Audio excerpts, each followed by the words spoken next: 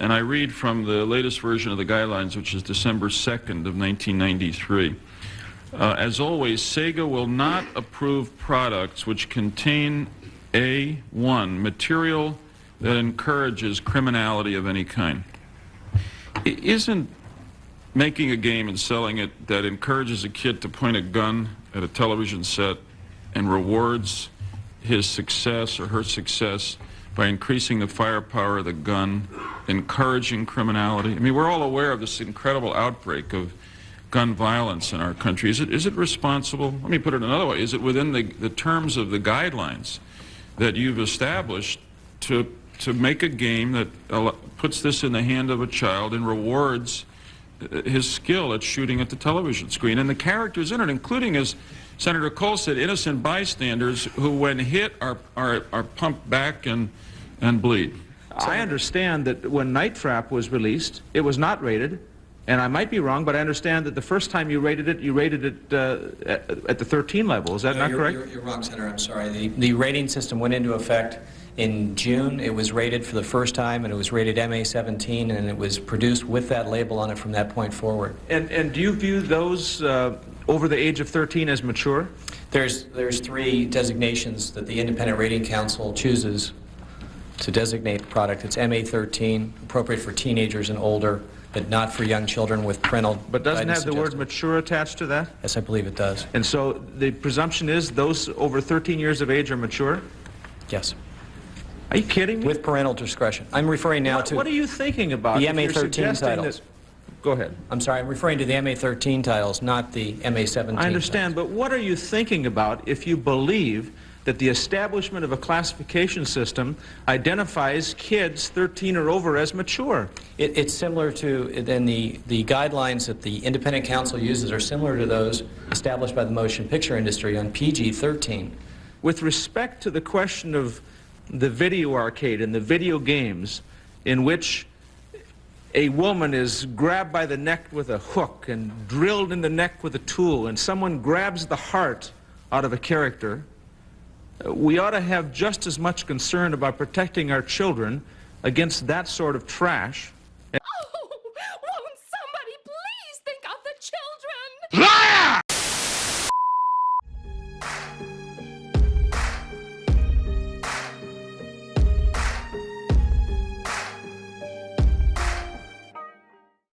Well, I just want to let's take a little moment here. Now, normally on this channel, we don't do too much gaming, but when something comes that's very important to talk about comes up that should have more press time, more internet time, more mainstream media time, is something like this. Now, you saw some segments there in the beginning. Yeah, that was from the 90s, from the Senate subcommittee hearings on video game violence that was going on for a time period. And I'll tell you, the 90s was a point where politicians, our U.S. politicians, was attacking entertainment in a whole.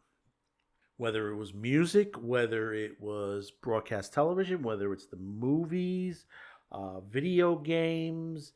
The internet was not included in that because the internet was still fairly new, and of course, it wasn't a bullseye on its back at that point, but now it is at this point.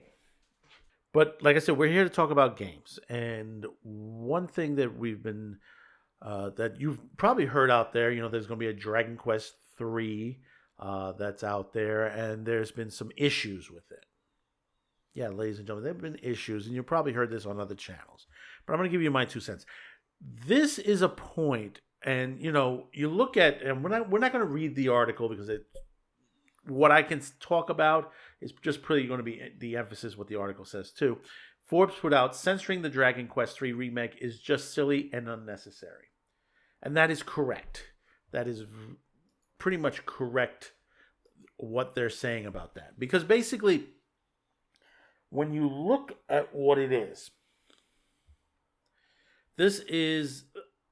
there are those out there, and I know there are some people that will say, well, it's not really the religious right that's doing this, that it's just there's some people out there. No, it's a little bit of everyone, Okay, it's a little bit of the government, it's a little bit of the religious right, it's a little bit, morality and media, and many others.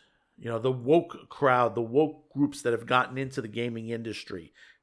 Also, there's enough blame to go around in this. But what it all comes down to be is that there are those out there who want to return to the Hays Code. Now, for those of you who don't know what the Hays Code is back in the 30s, a group of people, a lot of them religious, and some of them are politicians and Hollywood studio owners, they decided there should be a list of code of conduct for the movies that were coming on. This is before television. Television was about another 20 years away. Basically, what you had was you couldn't smoke, you couldn't drink a certain way. Men and women could not, if they were married, they couldn't even share the same bed. It's like if you ever see the I Love Lucy TV series, because some of the Hays Code did inflect into television when television first started, is you look at I Love Lucy. Ricky and Lucy didn't share the same bed together, if you notice that.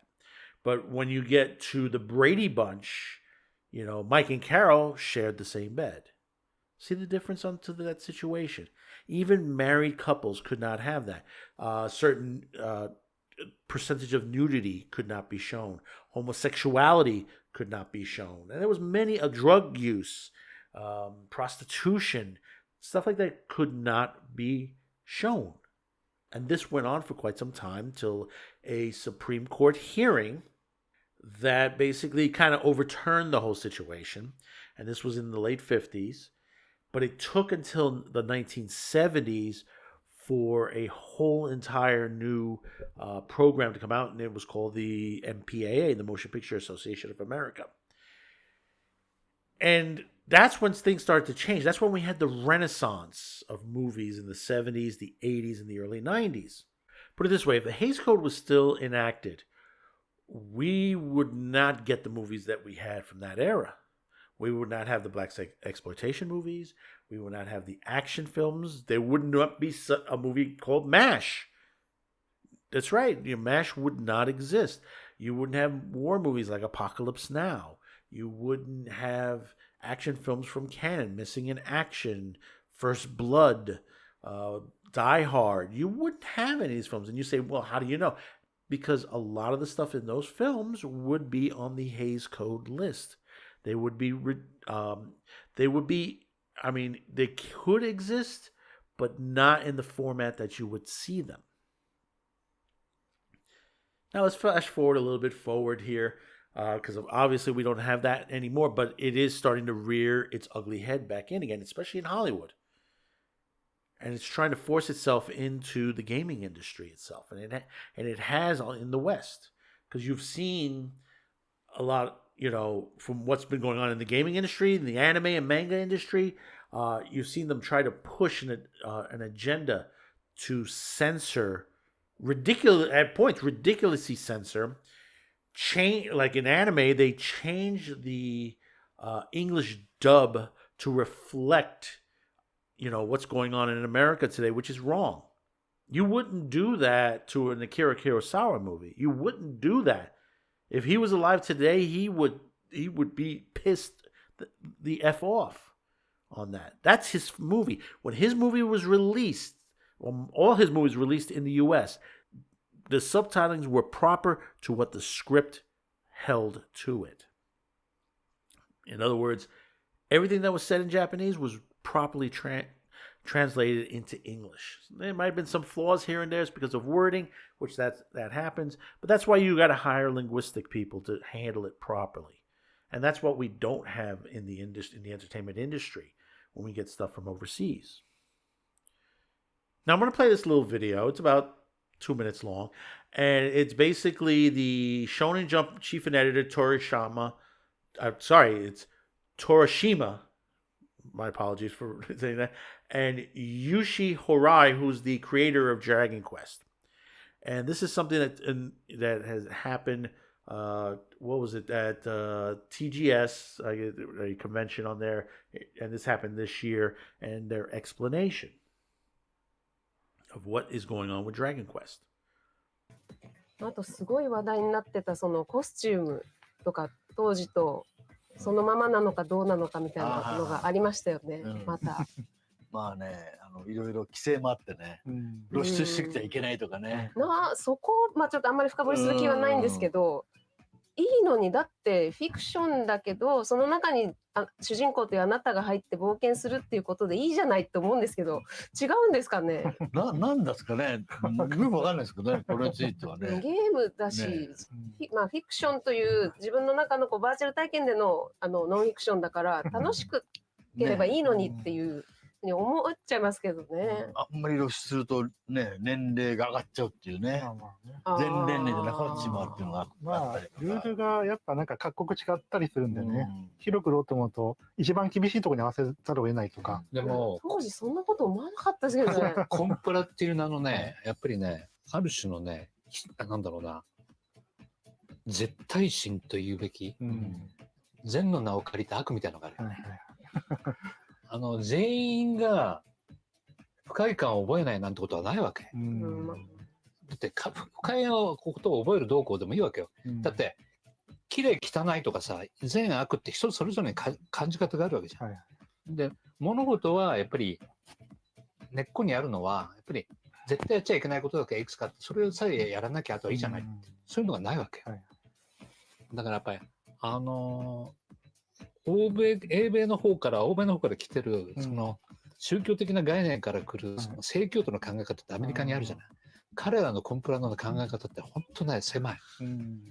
でだから向こうでコミックス出す時に全部その年齢で区切ってやらなきゃいけない。少年ジャンプの漫画だったら13アップ、13歳以上じゃないと出せない。私は全部リテイクでなきゃいけない。でそれを訴訟が起きるそのために保険も入らなきゃいけない。もうこんなねバカな国とねやるの本当めんどくさい。でそっから日本も悪影響を受けてやってるから、主人公もね男女選べるんだけど、男女選ぶって書いていけないのね。タイプ1タイプ2なのね。ねえ。これ男女誰が一体文句言うんだろうと思うんだよね。そうですね。You see that how they interjected that basically somebody in the West is saying you can't have this character look that way. You can't show this much skin. And I got to ask, what law does it say? Because they said, oh, it's against the rules and laws. What law are you talking about? What rule are you talking about? Are you talking about the ESRB ratings code? Because that's just a voluntary ratings code. And if you go over the main guide and between what it would be and what they're trying not to be, is they're trying not to get a mature 17 rating, obviously. The teen rating, they're trying to stay in at least in the teen rating, and maybe in everyone plus 10 plus. But I'm going to read to you. This is what it says about sexuality and nudity in the E10 plus. Okay? Sexuality. E10 plus ratings may contain stronger but still mild suggestive content and language than the E-rated games. Innuendos and sexual references can be more severe than in the E-rating games. Outfits may reveal more skin than the E-rated games or emphasize anatomically features like breasts or buttocks. Breasts can have minimal jiggle physics, directly implied sexual activity, heavy emphasis on anatomy, breast, buttocks, strong jiggle physics on breast, or anything else stronger will get a higher rating. The other half of it is nudity. E10 plus ratings games may contain partial nudity only. Partial nudity may be allocated as long as it's cartoony. Dragon Quest is cartoony. Artistic or heavily simplified. If not, nudity has to be covered by graphic effects or a higher rating will be given. So from a technical aspect, looking at the picture of this character, did it need to be put a covering underneath the bra? And did it need shorts? According to the ratings, no. No, it did. So what law are they talking about? What law are they talking about? See, the thing about it is the ESRB has been broken for years. And I know they purposely did it because what it is they're going to try to force government intervention into how games are made, how anime is brought over here, manga, how entertainment is done, cartoons, animation. This is an intervention that we do not want. Government should not be in the job of telling parents what they can or cannot buy for their child. This is really, really stupid to have this kind of a situation. This is a return to the Hays Code. And, like I said, there's another person who said, well, I had certain books that, because I was so yeah, there is in that situation. But understand is that there are radicals in the Catholic Church, in the Mormon Church as well. I'm not saying every Catholic out there wants this or every Mormon that wants this, but unfortunately there are those who think that they're holier than thou, morality and media, that think that basically they're saving the children. But the thing about it is, there's nothing wrong with Dragon Quest. There's never been anything wrong with this game. I mean, the other stupid thing is that they want to make orcs or something like that. They want to reflect them as certain minority groups, which is stupid. All these characters in these video games are not real. They're fantasy, as the gentleman said in the videos. These are fantasy games. These characters do not exist in reality. See, the thing is that when we play a video game, and I'll tell you honestly, I haven't played in a while because of the way gaming has been going lately. And you see what's happening with Ubisoft on how, that they're crashing in flames because of some of the stuff they've put out. I haven't played games because there's been nothing that I've been wanting to play. Now, of course, I can go back and start playing the older games. Some of the older games that I like, there are not too many people playing those every once in a while. I mean, right now, my Xbox One is just, since we moved into this new location, we haven't set it up yet. Originally it was going to be my larger set because I have the living room area, and then we have the second set, that's the Man Cafe set. But we wanted to set it up in the studio room, the main studio room, Studio A, and basically have it in our background when we do live feeds. And basically, we haven't set it up yet. I mean, we have a couple of game units. We've got an Xbox 360. We got the Xbox One. I think, I still got to unpack the Nintendo. But, this is the things that, I haven't liked. I haven't really liked anything that's out yet. That it's either coming out or that has already been out. I mean, I've had my issues with Cyberpunk. Could have been a much better game, but, I believe there was more of a rush to that to get it out. Even though it did take a while. And that's the thing, is that there are those out there that there's several parts to this. One, there are those who are trying to rush, that every year they'll put out a game, or every year and a half to 2 years, they got to put out a game. Okay, fine and dandy. But don't make it as a AAA game. You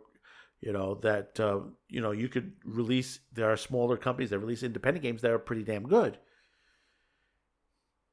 But in this case, they keep putting these out, and they have their issues.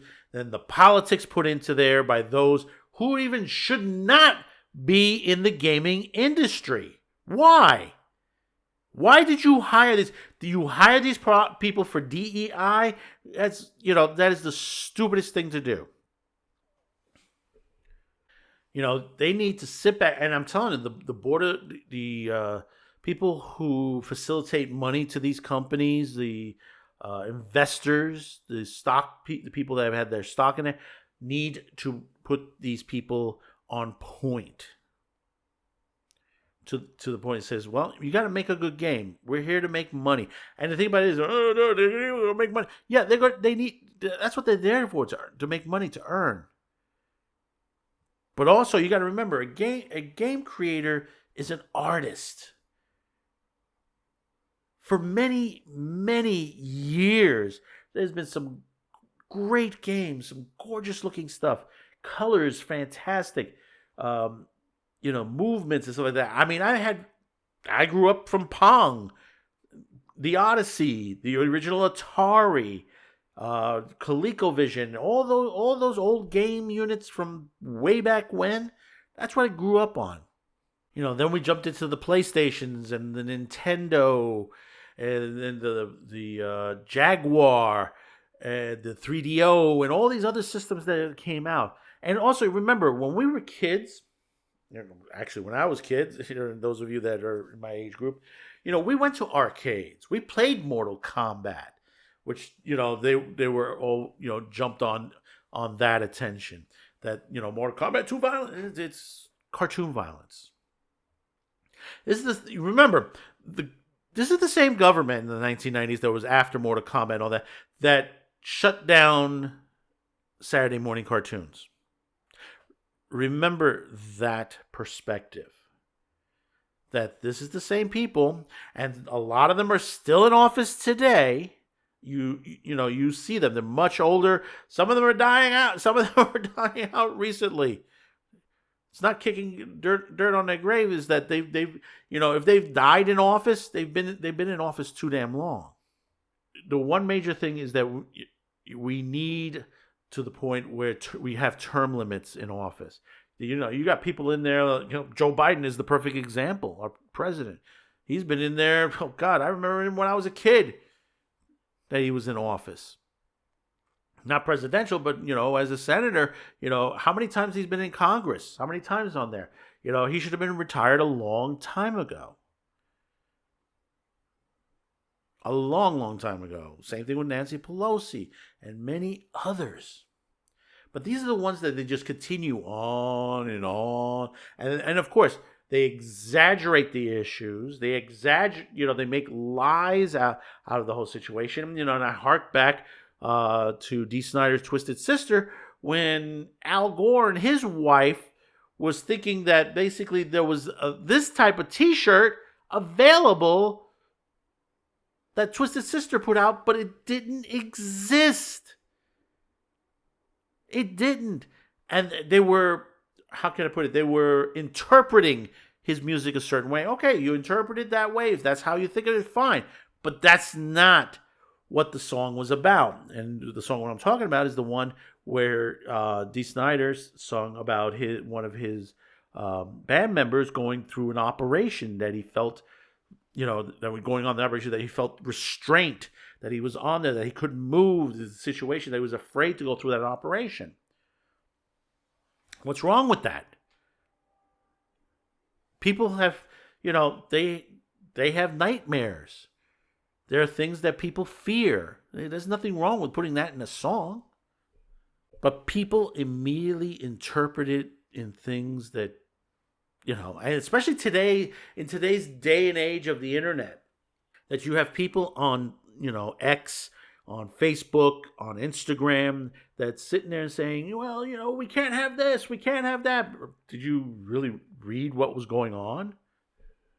People make immediate judgment to the situation, not waiting for all the facts to come out. Now, reading from what some of the people thought about the Dragon Age, oh, there was a nude girl in there dragging it. No, it was a girl who had a top. She had bottom, it was covered. There's no real nudity. Okay, yeah, there was a little extra skin. But let me ask you this perspective. Why is it that there is always complaints about women characters in video games, in anime, in manga, but when it comes to the men who are bare-breasted, almost more naked than we're talking about, practically naked in certain cartoons, anime, manga, video games, there's no problem with it. There's no issue with that. And that's always, that it's never brought up.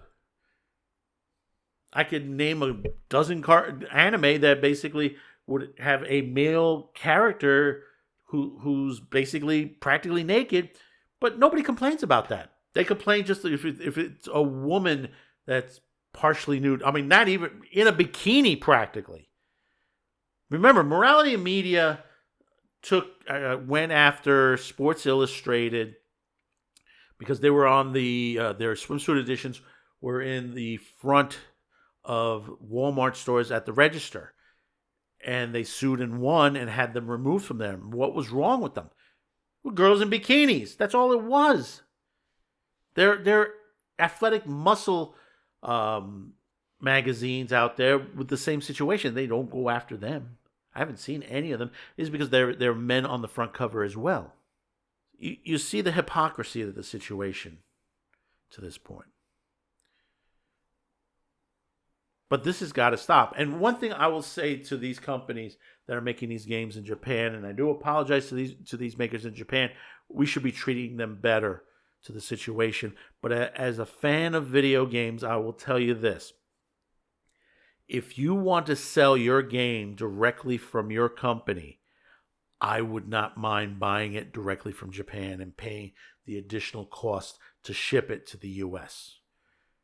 I will go out and buy a modded video game system so I can play that game. Or you can put the translation in there. You want to put the dubbing, do it on your end of the world and sell it to us.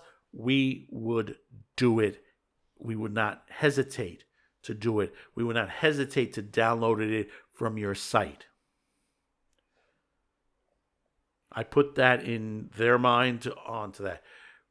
For companies like over here, Sony, which has betrayed us for the longest, and other companies that Ubisoft and Bethesda and many others, it's time that they need to reevaluate their company and the games they're putting out. They need to reevaluate the people they're hiring to create these games, or these third-party companies like Sweet Baby Inc. that come in and say, well, you can't put this in, you can't put that in. It's the same thing as the comic book industry. It is the same as in the sci-fi, fantasy, television series and movies. The same people that are all working all over the place, they're trying to destroy the entertainment industry, especially towards the geekum or the nerdum, as you would say, and some have admitted to it. Remember that. Some have admitted that we don't need this. We don't need it at all. So comment in the line below. Let me know your thoughts about this. Don't forget to hit that like, share this video, and hopefully today's the day I earn your subscription. Thank you very much to all of you. There are thousands of videos you could have chosen, but you chose this one, and we really do appreciate it. So until next time, thank you for tuning in, and so long.